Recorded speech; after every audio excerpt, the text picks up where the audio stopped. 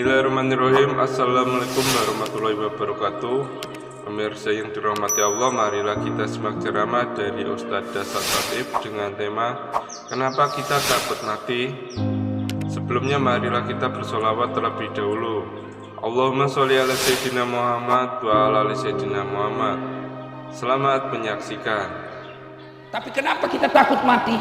Karena kita tahu, kita yakin banyak dosa. Coba kalau datang malaikat tawari saya, Dasar, sebenarnya kau mati 2030. Tapi kalau kau mau mati sekarang, diampuni semua dosa-dosamu. Langsung saya jawab, cabut saya sekarang, yang penting tidak ada dosa.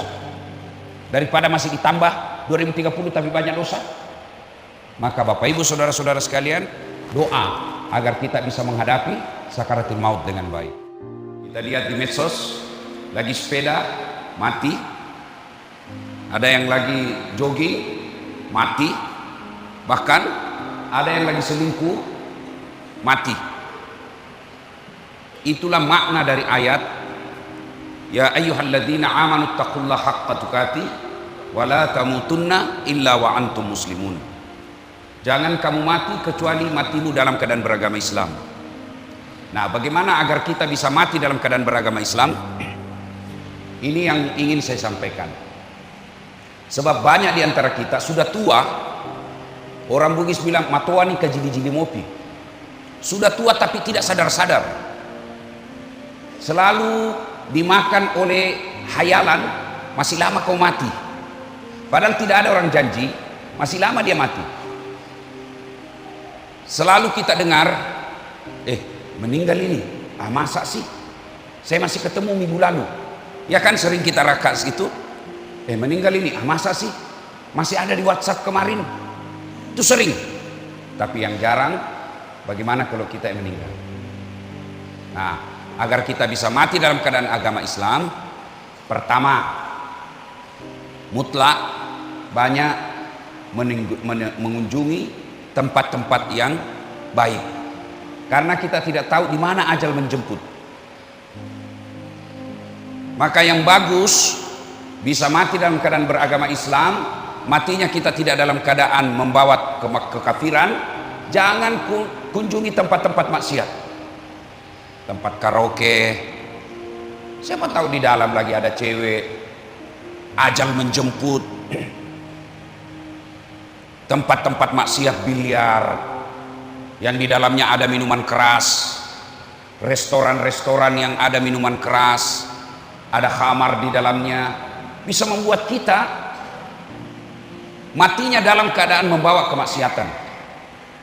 Hindari tempat-tempat maksiat. Kita tidak tahu ajal di mana menjemput. Maka sebaliknya, kita datangi tempat-tempat ibadah. Kita datangi tempat-tempat yang berbuat kita dekat dengan Allah. Pengajian. Mudah-mudahan kita dalam dengar ceramah seperti ini, ajal menjemput. Kita datang berjamaah di masjid. Itu di Makassar ada orang sahabat saya lagi khutbah Jumat, antara khutbah pertama khutbah kedua dia istirahat, tak enak dia rasa, meninggal dalam keadaan khutbah. Ada juga orang yang meninggal dalam keadaan sujud. Maka saudara-saudaraku, terutama bapak-bapak ini yang sudah muka-muka sakaratul maut, ya, rajin-rajinlah ke masjid, ke tempat-tempat pengajian, mengaji. Mudah-mudahan dalam keadaan kita membaca ayat suci Al-Quran, Allah menjemput kita. Na'udzubillah min zalik. Jangan sampai adik-adik ini yang suka sepeda, yang suka olahraga, futsal, itu kan biasa orang kena serangan jantung, gagal nafas, kehabisan nafas. Silakan olahraga, tapi jangan kelihatan aurat. Silakan naik sepeda, tapi jangan kelihatan pahamu. Karena kalau laki-laki kelihatan paha itu sama hukumnya perempuan tidak pakai jilbab. Ada yang bilang, kan tidak ada yang nafsu lihat paha saya. Siapa yang bilang? Siapa tahu ada janda-janda tua sudah lama tidak lihat paha. Bisa jadi. Yang anak-anak naik sepeda. Nah, mudah-mudahan di sini tidak. Kalau di Makassar, di kota-kota besar itu sepeda kalau hari libur, celananya sempit.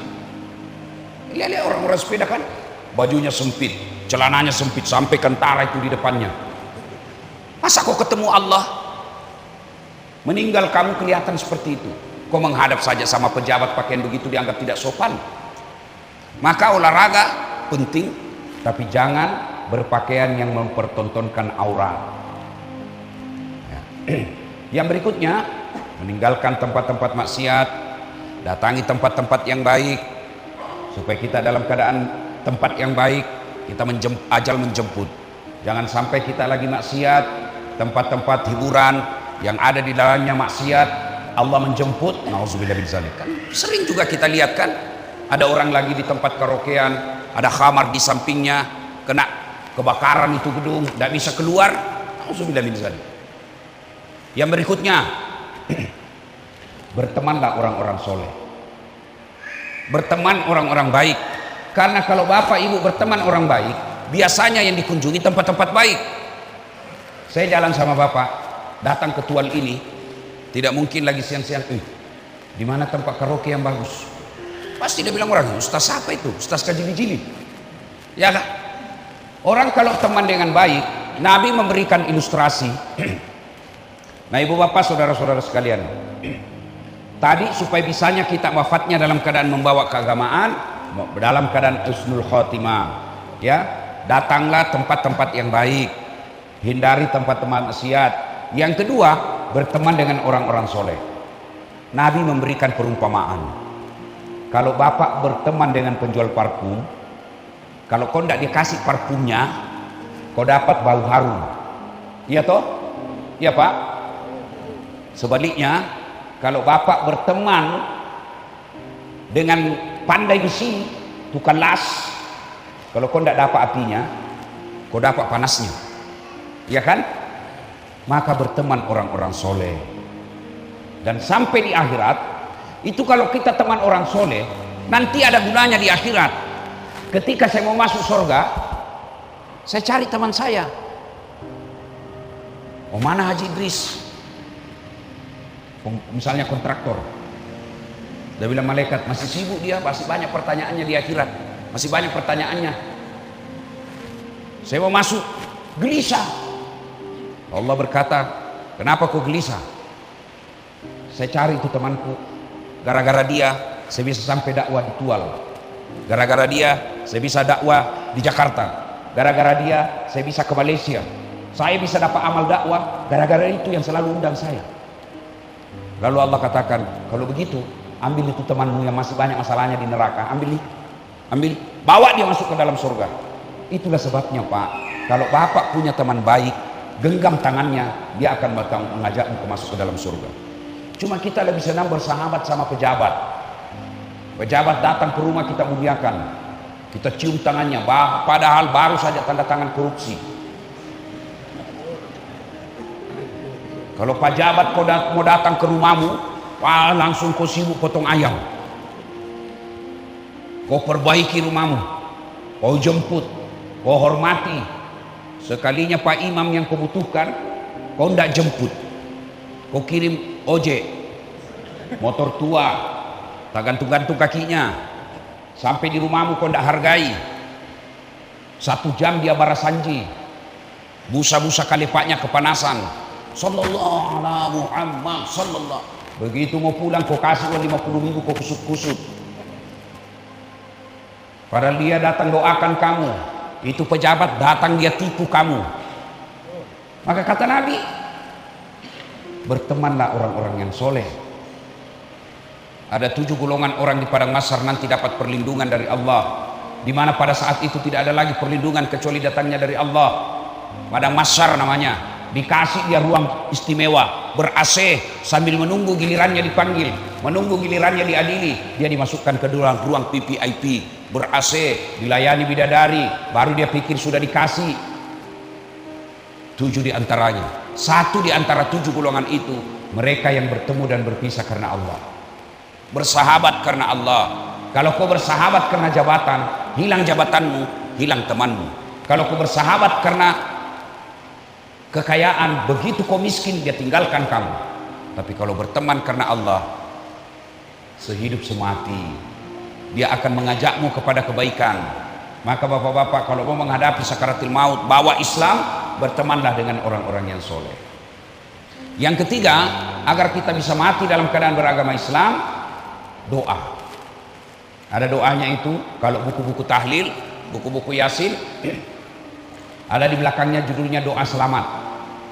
Ada doa itu yang berkaitan dengan kematian, taubatan qablal maut, wa rahmatan indal maut, wa maghfiratan ba'dal maut. Itu bapak-bapak ini yang sudah tua-tua, jangan kau lagi minta doa punya ruko. Tidak penting lagi kau berdoa supaya bisa tambah lagi mobil. Yang penting kau perlu berdoa kalau sudah muka tua, taubatan qablal maut, wa rahmatan indal maut, wa maghfiratan ba'dal maut. Allahumma hawwin alaina fi sakaratil maut. Itu yang kita doa. Atau mau lebih pendek, sambil nyanyi-nyanyi, duduk-duduk, ya Allah biha, ya Allah biha, ya Allah bihusnil khatimah. Itu diulang-ulang. Setiap selesai sholat, baca itu, taubatan qablal maut. Ya Allah, berikan saya kesempatan bertaubat sebelum mati. Wa rahmatan indal maut, dirahmati ketika dicabut nyawanya. Wa maghfiratan ba'dal maut, dan diampuni setelah mati. Luar biasa ini kalau doa dikabulkan, ya kan? Taubat sebelum mati, dicabut nyawanya dengan ringan, diampuni setelah mati. Kalau ini dikabulkan, aman. Kenapa kita takut mati? Karena kita yakin banyak dosa. Padahal mati itu syarat ketemu Allah. Mati itu syarat ketemu Allah. Mana bisa kita ketemu Allah kalau tidak mati dulu? Ibu-ibu mau ketemu Allah? Mau ketemu Allah, ibu? Syaratnya harus mati dulu. Tapi kenapa kita takut mati? Karena kita tahu, kita yakin banyak dosa. Coba kalau datang malaikat tawari saya, dah saat sebenarnya kau mati 2030. Tapi kalau kau mau mati sekarang, diampuni semua dosa-dosamu. Langsung saya jawab, cabut saya sekarang, yang penting tidak ada dosa. Daripada masih ditambah 2030 tapi banyak dosa. Maka Bapak Ibu saudara-saudara sekalian, doa agar kita bisa menghadapi sakaratul maut dengan baik. Dan ketika orang menghadapi sakaratul maut, jangan pikir main-main. Nabi Idris alaihissalam pernah melakukan percobaan. Ya Allah, saya mau tahu rasanya sakaratul maut. Allah katakan cabut nyawanya. Sudah dicabut nyawanya, dihidupkan kembali dengan izin Allah hidup. Lalu Nabi Idris katakan, saudara-saudara sekalian, kamu mau tahu sakitnya sakaratul maut, keluarnya nyawamu dari tubuhmu, kau dikuliti hidup-hidup 1000 kali lebih sakit daripada sakaratul maut. Apa lihat orang dikuliti, mana bisa kita hidup kalau dikuliti hidup-hidup? Tapi kata Nabi Idris, menghadapi sakaratul maut lebih sakit daripada dikuliti hidup-hidup, 1000 kali lebih sakit. Nauzubillah min dzalik. Maka itulah saatnya, itulah sebabnya selalu diajarkan kita berdoalah ada menghadapi sakaratul maut dengan baik. Bapak Ibu saudara-saudara sekalian, saya mohon maaf suara saya sudah mulai gangguan ini dan saya harus pulang nanti dari sini langsung lagi ke Kalimantan Timur. 2 hari saya di sana, baru balik ke Makassar dan seterusnya dan seterusnya. Kalau saya paksakan hari ini hilang suara saya, banyak orang yang jadi rugi. Mohon izin juga Bapak doakan saya, ini mata saya ini masih bermasalah. Ini mata saya habis dioperasi, ini yang kanan. Ini yang normal ini yang masih bisa melihat yang kiri. Ini yang kanan dia melihat tapi kabur. Sama blur kalau bahasanya di HP. Ada gambarnya tapi tidak jelas. Ini mata saya ini. Sudah dioperasi 3 bulan yang lalu. Lepas retinanya. Retina itu Bapak pernah lihat wallpaper, kertas ditempel di dinding, itu kertasnya lepas. Ini retina saya lepas dioperasi, dikasih lem. Tapi jangan Bapak pikir lemnya lem kertas. Nah, ini lem ini silikon di dalamnya. Jadi seperti kalau Bapak mata dikasih minyak. Nah, begitulah ini sekarang. Ada silikonnya, masih mau dioperasi. Doakan operasi berikutnya sukses, berhasil dengan baik. Insya Allah. Saya mohon maaf, saya harus akhiri tausiah kita ini. Terima kasih, jaga terus sholat berjamaah ya adik-adik remaja masjid. Kalau kau mau hebat, hidup kau di masjid. Saya sejak kecil itu dulu di kampung, belum tahu namanya iktikaf. Kalau Ramadan masih SD Pak, saya sudah hidup tinggal di masjid bermalam. Kalau taraweh, saya teriak-teriak sahur, sahur, sahur. Itu waktu saya kecil, saya belum tahu namanya itu iktikaf. Ternyata itulah iktikaf, bermalam di masjid. Kenapa saya suka dulu bermalam di masjid? Karena lebih nyaman.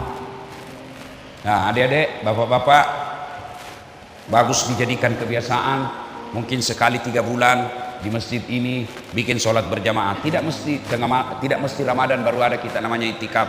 Itikaf boleh di luar Ramadan. Datang kita rame-rame, terutama yang sudah tua-tua, digagas oleh Pak Imam, ya, datang sholat itikaf, sholat tengah malam bareng-bareng. Adik-adik, kalau kau hidup di masjid, kau urus masjid, tidak mungkin Allah sengsarakan hidupmu. Saya saja kalau bapak urus rumah saya pasti bahagia. Apalagi Allah, ya. Mudah-mudahan ada manfaat.